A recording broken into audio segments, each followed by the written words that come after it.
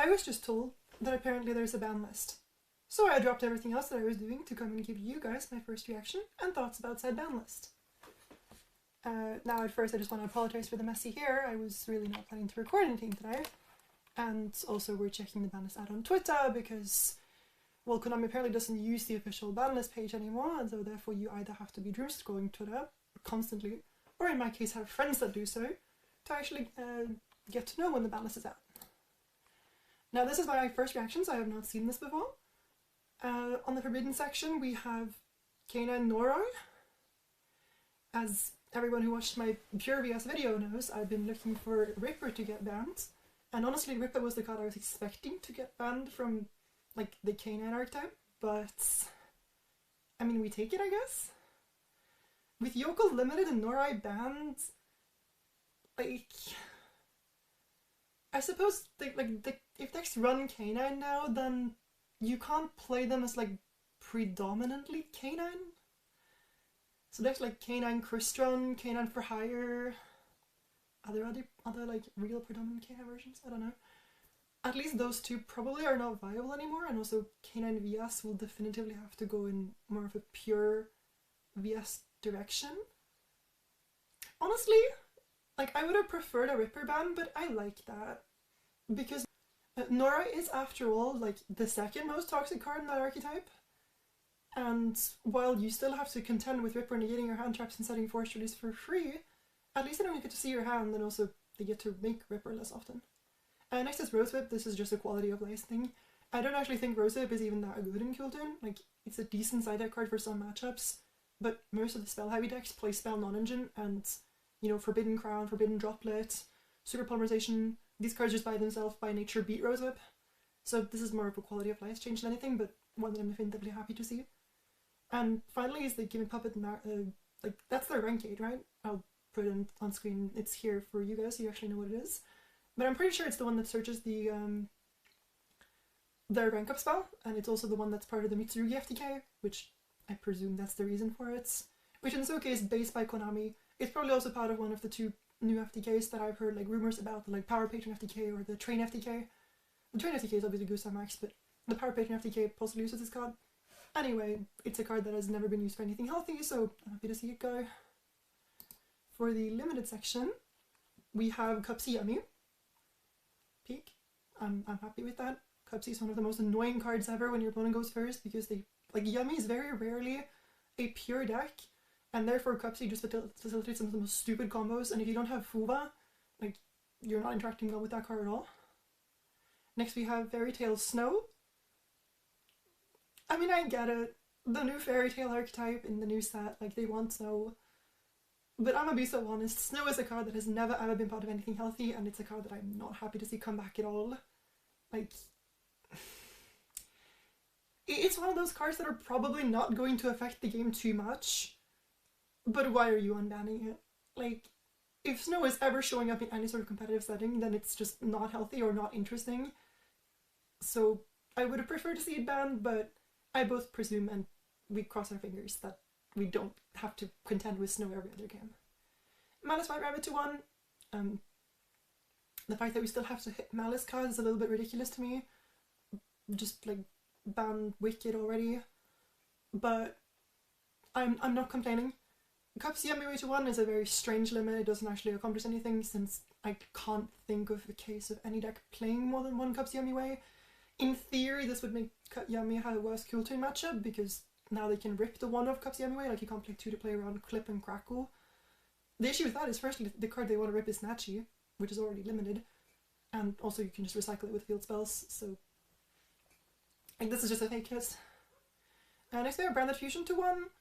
This is also just like, kind of like White Rabbit, just like quality of life change, though I do like it from the perspective of, not in this case Dracotail, but, you know, like the precept of other decks playing Branded Fusion. I'm aware that Lunalight has been doing it some, and in this case they're just making that package worse for like decks that are not pure branded. I also like this for pure branded because that deck generally was playing one Branded Fusion anyway, so this is not as major as it seems. Metamorphosis, another card kind of in the same fashion as Snow that I just think, realistically speaking, will not do anything.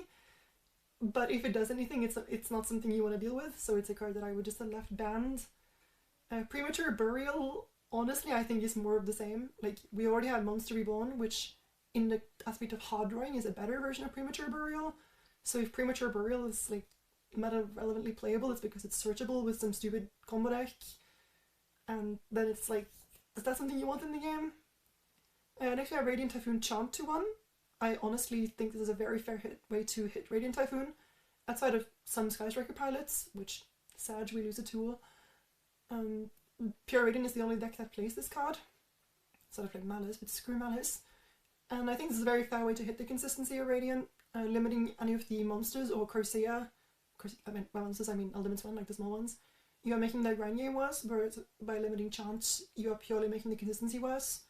And I think Pure Radiant is like one of those decks that the consistency was acceptable, and now you're putting the consistency in territories where you have to replace the lost copies of Chant with cards like Tenki and what's his name again? Shieldbearer?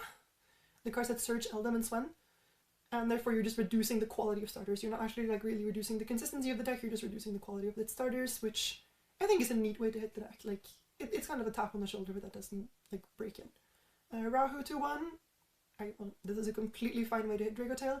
The most frustrating Dracotail hands to play against are the ones where they just go activate spell and then send 4 names and go chaining 1, 2, 3, 4, and your interaction just doesn't do anything. And with both Rahu and Ketu now being limited, it means removal, especially backer removal, is now actually relevant against Dracotail, because if they don't hard draw their spells, then they only have access to set 1 copy of them. The last card on the limit section is Synchro Overtake, and I honestly didn't expect this. This is kudos from me to you, Konami. I really did not expect this card to be here, and I'm really happy it is. Just because Cool Tune, which is like the new deck everyone's like doomsaying about, which I don't think it's that actually that bad. I played a fair bit of Master Duel the past month, and like, it's honestly not that bad. But Synchro Overtake is one of the ways that deck can become a bit over the top, because that deck's main problem, and the way you mainly interact with it when you go fast and are forced to pass on a smaller board because of their hand traps, which is a very common scenario, is that you remove their bodies. Because the Cool Tune engine by itself is only able to produce 4 bodies, being Q, the summon off of Q, the extra normal off of Rotary, and the extra normal off of the field spell. Synchro Overtake just kind of flips this relationship on its head by just spawning a 5th body out of nowhere. So I'm a big fan of limiting that card. There are replacements, but generally those are Overtuning and Duelist Genesis, which both require a tuner to either be on the field, or in the case of Duelist Genesis, either the field or the grave, which means you can't just first play it. It's a much worse starter. It's more of an extender type card, and also it's very bad into draw, because in the case of Genesis it's really bad. Apologies. It's really bad into draw because it searches first, and in the case of Overtuning, it's less flexible because you have to have a tuner actually be on the field, so it doesn't really like extend you the same way Overtake does. Overall, the banned section is probably a bit lackluster, but the limited section I'm a big fan of. Like, I think I like everything I see outside of like Metamorphosis and Snow, which presumably, with emphasis on the presumably, should not ruin my day. Moving on to the semi-limited section, we have Lucaris and Arthurian. The Arthurian I don't think matters at all. I think generally most people were playing like 2 Arthurian, 1 Gulamel, or 2 Arthurian, 1 Gulamel, 1 Shawless, like even pre-Banlist. Like, technically it matters because if Arthurian gets hit with Clip now, that's worse, but that's super niche. So I don't think that matters very much, but I'm like, Lucius the 2, I'm also... I don't know if I even like that, because Lucius is one of the like fairest Dracotail cards. Interacting with Lucius is very easy. You can Veiler it, you can Imperm it, you can Ash it, and it's like a normal summon, so most of your on-board interaction interacts with it. So it's generally a card that, like, it's not frustrating to play against at all. So this is just a consistency hit, and I don't know if I mentioned that before, but I think consistency hits are really poor ways to approach limiting decks. And there is no unlimits. So that's the full ban list. Now, just as some closing thoughts moving forward, I think overall, this ban list probably did not change that much, I'll be honest. For how good a lot of the changes on here are, like, I don't think banning Nori kills K9. I think the main frustrating aspect of K9, being Ripper mainly, at least for me, is still very, like, they still very much exist. And like VS Canine, for instance, was generally just playing one Leroy anyway in the main deck. So like, yeah, sure, Yoko's a bit of a worse starter, but that deck's not going anywhere. And the play pattern of that deck is not going anywhere either. So, and the same with like Rahu to 1 and Lucaeus to 2. I don't think, like, Dracotail pilots won't stop playing Dracotail. You probably have to play Magistus now to make up for the consistency loss. But like Dracotail as a deck still exists, and it exists in the same fashion. This ban list to me feels a lot more about quality of life changes than anything else. And I don't think it's going to like greatly impact the way the metagame looks. Like the deck percentages are still relatively similar. The decks are still relatively about as strong in contention to each other. The big winners obviously being decks that were not directly hit on the ban list, such as like Doomsday and the new Power Patron decks, which if they would hit those, then that would be a very strange decision. But those decks are obviously like the big winners because they were not restricted on the ban list in any way. But I think in general, like, this doesn't make Cooltoon that much of a worse deck. This doesn't make Dracotail that much of a worse deck than it already was. This doesn't like kill VS K9. It's just general quality of life improvements, taking some frustrating aspects away from the decks that we already know. But that's all I got for you today. Leave a like and a comment if you enjoyed, and again, apologies for how rushed this video probably feels. Bye bye!